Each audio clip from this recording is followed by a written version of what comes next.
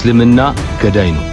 እስልምና አራጅ ነው። ሻምን አይኤስን እና አልቃኢዳን እና አልሸባብን ዓለም አቀፍ አሸባሪ መፈልፈያ ስለሆነ ሙፍቲ ሞት በላይ ደግሞ በጣም እንደውም እየተሯሯጠ ያለው ፎቶ የእንባ ዘለላው ነውና ይሄንን የኡነት እንትና አለቀሱ እየተባለ አጀንዳ ስለሆነ ያው ትንሽም እንትን ሙስሊሙንም እንዳይሸወድ በዚህ እንባ ዘለላ በሚል ሰማው ዜና የቤተ ክርስቲያናችን የወንጌል አርበኛ የሆኑት አባ ገብረ ኪዳንን ዘብጥ ያለመውረድ ሰፊ እንቅስቃሴ ተጀምሯል። አባታችን ርዕሰ ሊቃውንት አባ ገብረ ኪዳን ሊታሰሩብን ነው። በጽነታቸው በታላቁ አባት በሀጂ ሙፍቲ የቀብር ስነ ስርዓት ላይ በመገኘት ጥልቅ ሀዘናቸውን በመግለጻቸው ብዙ ቅሬታ ይደርሰባቸው ይገኛል። በሀገራችን ውስጥ ሆነው ብዙ ሰላም እንዳይነሳ እርስ በርስ ግጭት ለማንሳት የሚጣጣሩ ግለሰቦች በግልጽ ወጥተው ተቃውሞ እየደረሰባቸው ይገኛል። ክቡራን ተመልካቾች ለእናንተ ትምህርት የሚሰጥና አዲስ መረጃ ይዤላችሁ መጥቻለሁ። እስከ መጨረሻው ድረስ አብራችሁን ቆዩ። በመጀመሪያ የምንመለከተው የርዕሰ ሊቃውንት አባ ገብረ ኪዳን መረጃ ይሆናል። ደርሳቸው ልስራችሁ። ሰማው ዜና የቤተ ክርስቲያናችን የወንጌል አርበኛ የሆኑት አባ ገብረ ኪዳንን ዘብጥ ያለመውረድ ሰፊ እንቅስቃሴ ተጀምሯል። ይህንን የሚያደራጁት ሐሰተኛ ነቢያቶቹ ሲሆኑ እያንዳንዱን ያቀዱትን ነገር በማስረጃ አስደግፌ ያሳያችኋለሁ። ሳይሆናችሁ በሙሉ ይህንን ቪዲዮ ላይክ፣ ሼር በማድረግ ለሌሎችም አዳርሱት። ችግር በመያዝ አባ ገብረ ኪዳንን ዘብጥ ያለመውረድ የተጀመረው ሩጫ ከጀርባው ብዙ አጀንዳዎችን ያነገበ ስለመሆኑ ትጠራጠራላችሁን? እንግዲያውንስ ልብ ብላችሁ አድምጡኝ። አባ ገብረ ኪዳን በቪዲዮ መግቢያ የተናገሩት የንግግር ሙሉ መብታቸውን በመጠቀም ነው። ይህም የማንንም ቤተ እምነት ስም ጠቅሰው እስካልጠሩ ድረስ በኦርቶዶክስ ተዋሕዶ ቤተክርስቲያን ውጭ ያለው የትኛውም የሐሰተኛ ነቢያቶችና መናፍቃኖች ዶክትሪን እየጋኔን ነው። ደግሞ አለው አዎን እየጋኔን ነው።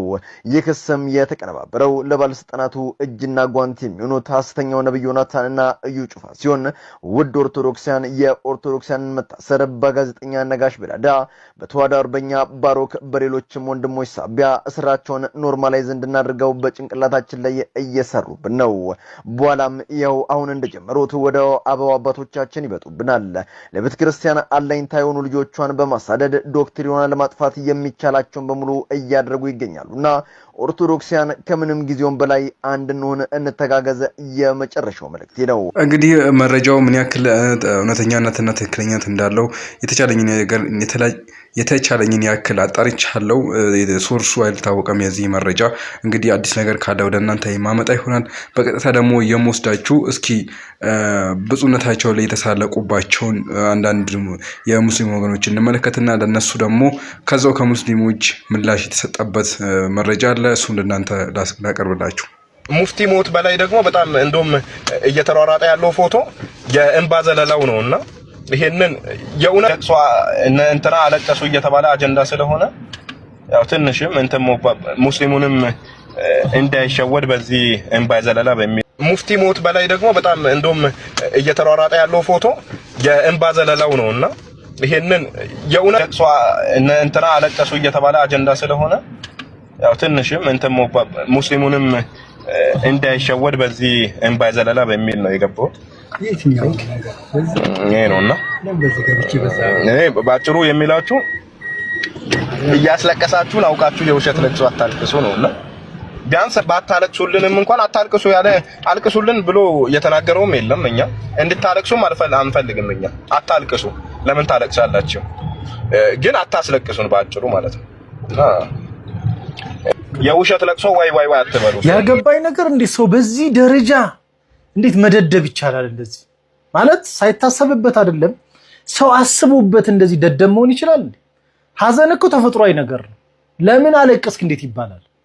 በዚህ ደረጃ የራሳችሁን ሃይማኖት ተቋም አባት ለም ኢትዮጵያዊ አይደንቲቲ ያላቸው አባት በጣም ቅቡል የሆኑ አባትን በዚህ ደረጃ ከጠላ በሳቸው ለቅሶ በዚህ ደረጃ መደደብ ከቻልክ አላቅም ለሌላው አማኝማ ምን አይነት ጥላቻና ይሄ የርህራሄ አልባነት ሊኖርህ እንደሚችል በጣም ያሳፍራል። ለካንተ እንደዚህ እንደደመውን ይቻላል። በስመ አብ ወልድ።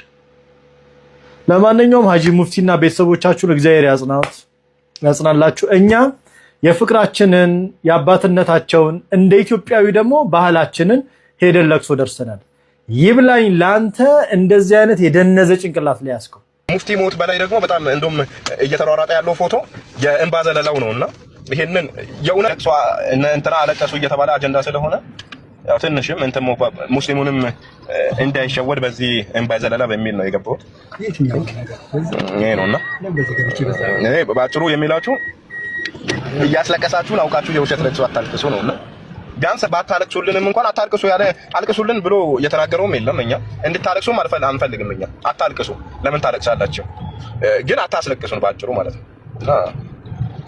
የውሸት ለቅሶ ዋይ አትበሉብን። አንዳንድ ሰዎች መልክ የላቸው፣ ስብዕና የላቸው፣ ዕውቀት የላቸው፣ በቃ የዘቀጠ አስተሳሰብ የሚያስቡ ሰዎች አሉ። ከነዛ መካከል ደግሞ ይሄ አንዱ እውር የቆላው ቡና የሚመስል ሰውዬ አንደኛውና ዋነኛው ነው። ለሀጂ ሙፍቲ ለምን አለቀሳችሁ? ለቅሷችሁ የውሸት ነው፣ የማስመሰል ነው። በነገራችን ላይ ማልቀስ ተፈጥሯዊ ነው።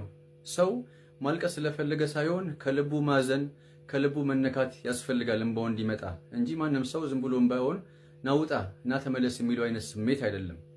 በነገራችን ላይ ለሀጂ ሙፍቲ ያልተመለሳችሁ ሰዎች ሌሎች ቤተ እምነት ላሉ ሰዎች ትመለሳላችሁ የሚል አይነት ግምት የለኝም። ረስታችሁት ካልሆነ ባለፉት 2 ቀናት ሀጂ ሙፍቲ የሞቱ ቀን ምን ብላችኋል?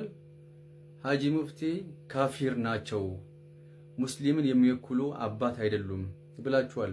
ሙስሊምን የሚወክሉ አባት ካልሆኑ አሁን ለምንድን ነው ሙስሊምን አውቃችሁ ነው የምታለቅሱት ብላችሁ ለመውቀስ የመጣችሁት? እኛ ለምንድን ነው ያን የተናገራችሁትን ነገር ረስታችሁት ነው?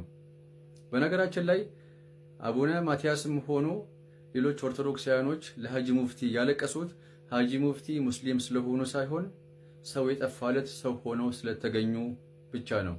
4 ነጥብ። ስለዚህ ወንድሜ አይደለህም። በነገራችን ላይ ወንድሜ ልልህ አልችልም፣ ግን ለራስ ቤተ እምነት ላሉ ሰዎች ምን አለ ፍቅርን፣ አንድነትን፣ እንዶ መቻቻልን። እንዶ ሀጂ ሙፍቲ እኮ ለኛ እኮ ትልቅ ምሳሌ እኮ የሚሆኑ አካላት ናቸው። ምን አለ እንዶ ፍቅር መሰብክ፣ ሁልጊዜ ጂሃድ ማወጅ፣ ሁልጊዜ እምነት ከእምነት ብሔር ከብሔር እንዲጋጭ፣ ሁልጊዜ ጥላቻ መስበክ ምን ይስራልሃል? ባለፈው ዓመትም እንደዚሁ መተ የሌለ በቃ ዘር ከዘርን ሃይማኖት ከሃይማኖትን ለማጋጨት ያልፈነቀልከው ድንጋይ ያላወጅከው ጂኖሳይድ አልነበረም። ጂሃድን አወጀህ ነበረ። ያ ነገር ግን አልተሳካልህም።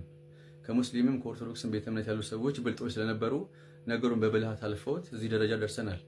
ዛሬ ደግሞ ሀጂ ሙፍቲ ሞቱ ተብሎ እንዲህ ኦርቶዶክስ ላይ ተነስቶ እንዲህ ያሉባልታ ክፉ ነገር መናገር ምን ሊጠቅምህ እንደሚችል አላውቅም። እኔ መንግስት ባለበት ሀገር ማንም እየተነሳ ይሄ ሽለቱ የቀደደውን አፉ ሊቀድባት የሚችል ሀገር መሆን የለባትም። መንግስት ጉልበት አለው። ጉልበቱን ደግሞ በትክክል ማሳየት መቻል ይጠበቅበታል። ስለዚህ አንተን የሚሰማህ የለም። ደደብ አላዋቂ ሰው መሆንህን በትክክል አሳይተሃል። ሁሉም ሰው ያውቀዋል። እና ከዚህ ሌላ እኔ እንጃ ምንም ብዙም የምናገረው ነገር። በነገራችን ላይ ሀጂ ሙፍቲ በጣም ደግ፣ በጣም ሩሩህ፣ በጣም አዛኝ፣ በጣም አስተዋይ ሰው ነበሩ። አሁንም እላለሁኝ እግዚአብሔር አምላክ ነፍሶትን በአጸደ ገነት ያኑርልን። በተረፈ እንዳንተ አይነት ደግሞ አክራሪ ውሃቢዝሞች የሰላም ጸር ናቸውና አሁንም መንግስት በዚህ ጉዳይ ላይ አጽንኦት ሰጥቶ ሊያስብበት ይገባል። ስለዚህ በተቻላችሁ አቅም ይህን ቪዲዮ ሼር፣ ኮፒ ሊንክ፣ ሪፖስት እና ሜንሽን ያደረጋችሁ የሚመለከተው አካል ጋር እንዲደርስና አስፈላጊው እርምጃ እንዲወሰድበት ጠይቃችኋል። እንግዲህ በዚህን ያክል ጥላቻ፣ በዚህን ያክል ሰላም ያለመፈለግ፣ እርስ በርስ ግጭት እንዲነሳ በዚህን ያክል ሌላ ሃይማኖትን የመጥላት ዘመቻ ምን ያምኑት ነገር ነው? በነጠላ በሆነ ግለሰብ አይደለም። ይሄ የአንድ ተቋም መሪ ነው እንደዚህ አይነት ነገሮችን እያነሳ የሚገኘው። በጣም ነው የምናዝነው። ነገር ግን እንደዚህ አይነት ሙስሊሞች ደግሞ ምን አይነት ሙስሊሞች ናቸው የሚሉትን ሰፋ ያለ ማብራሪያ ላስመልክታችሁ። እስልምና ገዳይ ነው፣ እስልምና አራጅ ነው ብለን እስልምናን ከአራጅነትና ከገዳይነት አንጻር እንድንረዳው ስላደረጉ አካላት ዛሬ ልነግራችሁ ነው የመጣሁት። እነዚህ አካላት ወሃቢያ በመባል ይታወቃሉ። ራሳቸውን ከኛ በላይ ሙስሊም የለም ብለው የሚያስቡ እጅግ ሲበዛ ክፎች፣ በተለይ ደግሞ ለሰው ልጅ ነፍስ ቅንጣት ታክል ማይራሩ ማይሳሱ፣ ከኛ እምነት ውጭ ያሉ በህይወት መኖር የለባቸውም ብለው የሚያምኑ ምንም እስልምናን ባይወክሉም በእስልምና ስም የሚንቀሳቀሱ እጅግ ሲበዛ አረመኔና ክፉ አካላት ናቸው ወሃቢያ የሚባሉት። ይሄንን ደግሞ ምላችሁ ያለ ማስረጃ አይደለም፣ በስሜት ተነስቼ አይደለም። ማስረጃ አለኝ፣ ከአንድም 2 3 ማለት ነው። የመጀመሪያው ማስረጃዬ አይኤስ ነው። ሊቢያ ላይ ነገ ያልፍልኛል ብለው የተሰደዱ ወገኖቻችንን አላሁ አክበር እያለ ያረደ ጨካኙ አረመኔው ግሩፕ ማለት ነው። ይሄ አይኤስአይኤስ የተባለ አረመኔና ክፉ የሆነ ግሩፕ ደግሞ የሚመራው ወይንም የሚያምነው በዋሃብያ አስተሳሰብ ነው። ሁለተኛው ማስረጃዬ ቦኮ ሐራም ነው። የብዙ ህፃናትን ሴቶችን ነፍስ የነጠቀ እጅግ አረመኔው ግሩፕ ማለት ነው። አሸባሪው ግሩፕ ቦኮ ሐራም። ይሄ ግሩፕም ዋሃብያ ነው። ዋሃብያ ማለት ነው። ሶስተኛው በዓለም አቀፍ ደረጃ በአሸባሪነት የምናውቀው አልሸባብ፣ ይሄም ዋሃብያ ነው። እነዚህ አሁን የጠቀስኩላችሁ አካላት እጅግ ሲበዛ አረመኔዎች አላሁ አክበር እያሉ የሰው ልጅ እንደ በግ አጋድመው የሚያርዱ ስለ ሰው ልጅ ነፍስ ቅንጣት ታክል እንኳን የማይራሩ አረመኔዎች ናቸው። አያችሁ፣ እነዚህ አረመኔዎች ናቸው ራሳቸውን ዋሃብያ ብለው የሚጠሩ እንደነ አይኤስአይኤስ እንደነ ቦኮ ሐራም እንደነ አልሸባብ አይነቶች ናቸው። እስልምናን አራጅ እስልምናን ገዳይ ብለን እንድንረዳ ያደረጉን ማለት ነው። እሺ እስልምና ገዳይ ወይንም አራጅ እንዳልሆነ ማስረጃክ ምንድነው የምትሉ ከሆነ እኚህ የምትመለከቷቸው አባታችን ናቸው። ሁሉም ኢትዮጵያዊ ዘር፣ ቀለም፣ ብሔር፣ ሃይማኖት ሳይመርጥ የሚወዳቸው የሚያከብራቸው አባታችን ሀጂ ሙፍቲ ናቸው ለኔ ምስክሬ። ስለዚህ እስልምናን ከዋሃብያዎች አንፃር ከአረመኔዎቹ አንፃር ሳይሆን ከምንወዳቸው አባታችን ከነ ሀጂ ሙፍቲ አንፃር እስልምናን እንድትመለከቱ ስል ነው ይህንን ቪዲዮ የሰራሁት። ተስፋ አደርጋለሁ ከዚህ ቪዲዮ በኋላ ስለ እስልምና እምነት ያላችሁን አስተሳሰብ ትቀይራላችሁ ብዬ አስባለሁ። ምንም የእምነት ልዩነት ቢኖረንም ማለት ነው። ሀገራችን ኢትዮጵያን ሰላም ያድርግልን። ይህንን ቪዲዮ አድርሱልኝ። አመሰግናለሁ። ራምን አይኤስአይኤስን እና አልቃኢዳን እና አልሸባብን ዓለም አቀፍ አሸባሪ መፈልፈያ ስለሆነ የምንወዳትን ሀገር አሳልፈን አንሰጥም። የምንወደውን ህዝባችንን ለአክራሪ ለንጽፈኛ አንሰጥም ነው። ስለዚህ ማዲያማ ሐያቱና እኛም ዝም ላንልላችሁ ለዋህብያ ማስተላልፈው አሁንም ህዝባችን አታንገላቱ፣ መስጂዱን አትቀሙት፣ አትውረሩ። የጊዜ ጉዳይ ነው። ከማንም ጋር ብትላተሙ ከማንኛም ጋር ያላቻ ጋብቻ ብትፈጥሩም ነገ ይሄ ጋብቻችሁ 80 እስከሚቀደር ድረስ ሶብር አድርጉ። ምን ጊዜም ዲል ለእናንተ አይሆንም። ለምን? ጤናማ አቂዳ ስለሌለ ሰላማዊ ስላላደሉ በሌላ ነገር። የኢትዮጵያ ህዝብ ደግሞ ቢሉት የሚለያይ ህዝብ አይደለም። የእስልምና ተከታዩም የእስልምና ተከታይ ያልሆነውም ከይሃገር አካል ጋር አብሮ መኖር አይችልም። ለምን? ለአንድነቱ ስለማይበጀው፣ ለልማቱ ስለማይበጀው። ከዛሊካ አሁን የዋህብያ ፍቅር ይዟቸው በዋህብያ ፍቅር ለወደቁ ሰዎች እንኳን አይጣማቸውም። የመስተንትናችሁ እንዲህ አይነቱ የመጣው በዲግምት ካልሆነ በስተቀር መቼም አይተዋቸው ያፈቀሯቸው አይመስለኝም። በደም ያልተጠና ጋብቻ ነው። የማይቆም ነገር ነው እየተሰራ ያለው። ለኢትዮጵያም አይጣቅምም፣ ለመንግስትም አይጣቅምም፣ ለህዝብም አይጣቅምም። ይጣመኛል የሚል አካል ካለ አላህ ሐያት ይስጠን። ነገ ጧት የምናየው ይሆናል። እኛ ብንሆን ልጆቻችን የልጅ ልጆቻችን የሚያዩት ይሆናልና አሁን የተጀመረው ለማንም የማይጠቅም ለማንም የማይሆን ነውና ይሄንን መልእክት ማስተላለፍ ፈልጋለሁ ኢንሻአላህ። ይሄንን ፎቶ አይቼ ልቤ ደማ። አይደለም በስልኬ ውስጥ በልቤ ውስጥ አለ። ሐዘን ላይ ሐዘን ተጨመረብኝ። የኦርቶዶክስ አባት የኛም አባት ብፁዕ ቅዱስ አቡነ ማትያስ ረጅም እድሜ ይስጥዎት፣ እንደው ክፉን ነገር ያርቅልዎት። ሁላችሁም የኦርቶዶክስ እምነት ተከታዮች እኛ ስናለቅስ አልቅሳችኋልና ሐዘን ቤታችሁ አይግባ። ሁላችሁንም ከክፉ ነገር ይጠብቃችሁ። በሁሉም ነገር በጣም ነው የማመሰግናችሁ የኦርቶዶክስ እምነት ተከታዮች። እኔ በጣም የገረመኝ ነገር እዛኛው ጎራ ያላችሁ ሙስሊሞች በሀጂ ሙፍቲ ሞት የተደሰታችሁ እንደው ዝም ያለ ነጃ ወጣ ነው ዝም ብትሉስ? ታም ሽማግሌ የሽማግሌ ቅሌታም ወሃቢያ እንዴት ነው አስተምሮታችሁ በዚህ ልክ ጨካኝና አረመኔ ሊያደርጋችሁ የቻለው? ወላሂ እጅግ በጣም ነው የሚገርሙት እነኚህ ሰዎች። እኒህ ኦርቶዶክሳዊ አባት እንግዲህ ሙፍቲ ሀዘን ላይ እንደዚህ ተክዘውና እንደዚህ ተሰምቷቸው ሙፍቲ ሀዘን ላይ በዚያ ልክ ሀዝነው ሲታዩ የሆነ ሰው ስለሆነ እኮ ነው አይደል እንዴ ይሄን ያደረጉት? እኒህ ኦርቶዶክሳዊ አባት ሰው ስለሆነ የሰው ሞት ያስደነግጣል፣ የሰው ሞት ያሳዝናል፣ ያስተክዛል። እኔ እነኚህ ሞት የሌለባቸው ይመስል እንደዚህ ሰው ሲሞት መሳለቅ ለሐውለ ወላ ቁወተ ኢላ ቢላህ። እስኪ ይሄንን ቪዲዮ ስሙት። አንድ ጃሂል፣ አንድ ቢድዕያ፣ አንድ ሙሽሪክ፣ አንድ ሰዎችን በሽርክ የማነሳሳ ሰዎችን እርስ በርስ የሚያጋጭ የሚያበጣብጥ ይሄ ዋህብያ ነው፣ ይሄ እንደዚህ ነው፣ ይሄ መስጊድ አሰግድ፣ ይሄን አባሩ ሲል የቆየ ይሄን እሰሩት፣ ይሄን ግደሉ ሲል ያለ ሰው ከሞተ በኋላ ለሱ የምታሽቃብጡ ሰዎች ሀገር በሙሉ ቢወጣ ለኛ ደንታችንም አይደለም፣ አናከብረውም፣ ዱዓም አናደርግለትም። እሱ ለሱ ዱዓ የሚያደርጉትም ሰዎችም ደግሞ አላህ አይቀበላቸውም። ይሄን አውቃችሁ ነው ማለት ነው። ስለዚህ እያንዳንዱ አንተም ብሎ ለእስልምና ተቆርቋሪ ወላሂ ነው የምላችሁ። እስልምና አሁን እየተሰደበ ያለው ማለት ነው በእንደዚህ አይነትና መሰሎቹ ነው ማለት ነው። እስልምና እኮ እንደዚህ አይደለም እኮ ያ اخي። እስልምና እኮ የሽማግሌ ቅሌታም ሁለት ጸጉር አውጥተህ አንተ መባያህ ጊዜ እኮ ነበረ። ግን ስራ የወረደ የትንሽ ጨካኝ አረመኔ። እኔ እምነታቸው ምን አይነት ጭካኔን ነው የሚያስተምራቸው? እንዴት ሰው ሲሞት ሰው አይደነግጥም? እኔም ነገ ጧት ሞት አለብኝ ብሎ እንኳን ቢያንስ መደንገጥ አለበት። ሰውየው ማንም ሊሆን ይችላል፣ ምንም ሊሆን ይችላል የሞተው። አንተ ቅሌታም ሽማግሌ ሼር ያደርጋችሁ አርሷችሁ ይሄን ቪዲዮ። ሰላም አለይኩም። አንድ ቪዲዮ አይተን እንመለሳለን። መጀመሪያ ግን የተቀዳሚ ሙፍቲ ሀጂ ዑመር ኢድሪስ የቀብር ስነ ስርዓት ተፈጽሟል። ወደ ዋናው ቤታቸው እንግዲህ ሁላችንም ወደማንቀርበት ዋናው ቤት ገብተዋል ማለት ነው።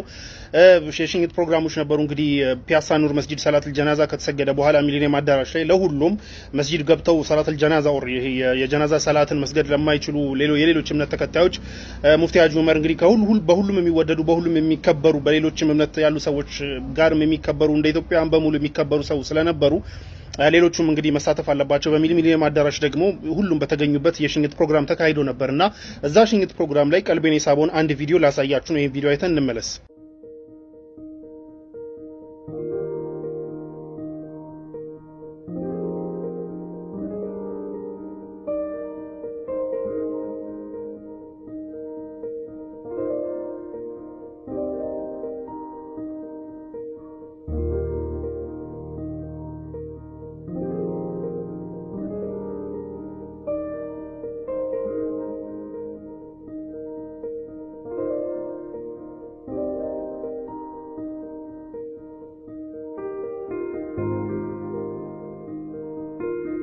ቪዲዮ ላይ እንዳያችሁት እንግዲህ የኦርቶዶክስ እምነት አባት የሆኑት ብፁዕ ወቅዱስ አቡነ ማቲያስ የቀድሞ ወዳጃቸውን አብረዋቸው ሲሰሩ የነበሩትን አብረው አገር ሲመሩ አገር ሲጠብቁ አገር ሲመክሩ ምናምን ከነበሩት የእስልምናው አባት ኦር በሰዓቱ ደግሞ የእስልምናው የመጅሊሱ መሪ ከነበሩት ሙፍቲ ሀጂ ዑመር ያው እንግዲህ አብረው ወዳጆች ነበሩ። ብዙ ነገር አብረው ሰርተዋል።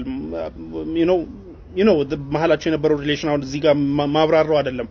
ለማንኛውም ግን የሙፍቲን የጀናዛ የመጨረሻውን ስንብት ሲያደርጉ ነው አቡነ ማቲያስ እዚህ ጋር የሚያሳየው ቪዲዮ። አቡነ ማቲያስና ሙፍቲ ከዚህ በኋላ ፎርኤቨር የሚገናኙ ሰዎች አይደሉም፣ አይገናኙም። ቢኮዝ እኛ ሙስሊሞች ለምሳሌ ያው ጀነት እንገባለን ብለን ነው የምናስበው።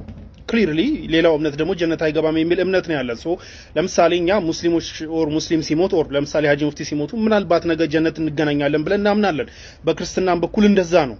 እነዚህ ሁለት የእምነት አባቶች እንደ እምነታቸው ከሆነ እንደ እምነታቸው ሁለቱም ከዚህ በኋላ ፎርኤቨር አይገናኙም። ፎርኤቨር የሚገናኙ ሰዎች አይደሉም። አቡነ ማቲያስ የመጨረሻውን ስንብት በሂዝ ሆል ኤግዚስተንስ ማለት ነው የመጨረሻውን ስንብት ነው አቡነ ማቲያስ ለሀጂ ሙፍቲ እዚህ ጋር የተሰናበቱት። ከዚህም እንደምንማር ታውቃላችሁ የሁለቱ ትልልቅ እምነቶች ዋና አባት ተሆኖ ራሱ በዚህ ልክ መከባበር፣ በዚህ ልክ መዋደድ፣ በዚህ ልክ እስከ መጨረሻው ሞመንት ድረስ መከባበር ይቻላል። ሶኛ ታች ላይ ያለን ሰዎች ዝም ብለን ባልሆነ በሆነው ምናምን መራቆታችንን እንተው። ዱንያ አጭር ነች፣ በጣም አጭር ነች ዱንያ፣ በጣም አጭር ነች እና መራቆታችንን እንተው። በቻልነው አቅም በሰላም ለመኖር መሞከር አለብን። በቻልነው አቅም መከባበር አለብን። እምነቶችን መማማር ምናምን ኢትስ ፋይን፣ ግን መሰዳደብ እንትን መባባል፣ አንዱን ማንቋሸሽ፣ አንዱ ያንዱን መብት ለመንካት መሞከር፣ አንዱ ያንዱን ለመርገጥ መሞከር፣ አንዱ ያንዱን የእምነት ተቋማት ለመጉዳት መሞከር ኦር የእምነት ተቋማቶች ውስጥ ተገብቶ አላስፈላጊ የሆኑ ነገሮችን ለማድረግ መሞከር ምናምን የሚባሉ ነገሮች ምን ያህል ፖይንትለስ እንደሆኑና ትልልቅ አባት እንኳን ተውነው የሁለቱም ሃይማኖቶች ትልልቅ አባት ተውነው እስከ መጨረሻው ሞመንት ድረስ ተከባብሮ መቀጠል እንደሚቻል ከዚህ የምንማርበት ነውና አሁንም ሙፍቲ ሀጂ ዑመር እንግዲህ ስተቶቻቸውን ጥፋቶቻቸውን አላህ ምሯቸው ኸይር ስራዎቻቸውን ደግሞ ተቀብሏቸው እንዲምራቸውን ጠይቃለን ማለት ነው። እና ሊላሂ ወኢና ኢለይሂ ራጂዑን። ክቡራን ተመልካቾቼ እናንተ መስኪ ሐሳብ አስተያየታችሁን ኮሜንት ላይ አስቀምጡልኝ። በሌላ በአዲስ መረጃ ተመልሼ እስክመጣ ድረስ የእግዚአብሔር ሰላም ከኔም ጋር እናንተ ጋር ይቆይ። ቸር ቆዩልኝ።